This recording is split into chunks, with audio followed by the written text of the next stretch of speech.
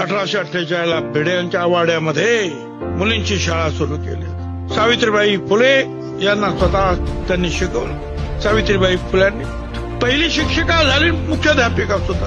पहिल्या वर्गात पहिल्या दिवशी 6 मुली आल्या. 6च्या 6 ब्राह्मण समाजाच्या होत्या. हळूहळू वाढला आणि त्यावेळेला काही लोकांनी कर्मठ आपण म्हणूया, फक्त ब्राह्मण नाही, तुमचे आमचे सुद्धा हल्ले करायला लागले. त्या शाळेवर दगड मारायला लागले, मारामाऱ्या करायला लागले, काठ्या घेऊन उभे राहिले.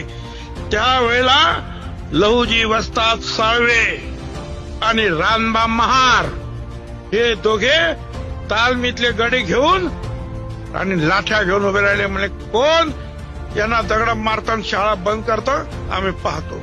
माणसं कदाचित अशिक्षित होती पण सुसंस्कृत होती. त्यांना कळत होतं की महात्मा ज्योतिराव फुले काय करताय. सावित्रीबाई फुले त्यांचे आपल्यावर उपकार रामबा महाराजांचे सुद्धा आहेत आणि लहुजी साळवेंचे सुद्धा आहेत. सगळे सुशिक्षित हे सुसंस्कृत नसतात. शिकला, खूप शिकला, खूप शिकला म्हणून तो काही सुसंस्कृत होतो. एखादा अशिक्षित माणूस सुद्धा जो आहे ना लहुजी साळवे सारखा, त्याला मी म्हणेन की हा सुसंस्कृत आहे. त्याला कळतं की काय करायला आपण.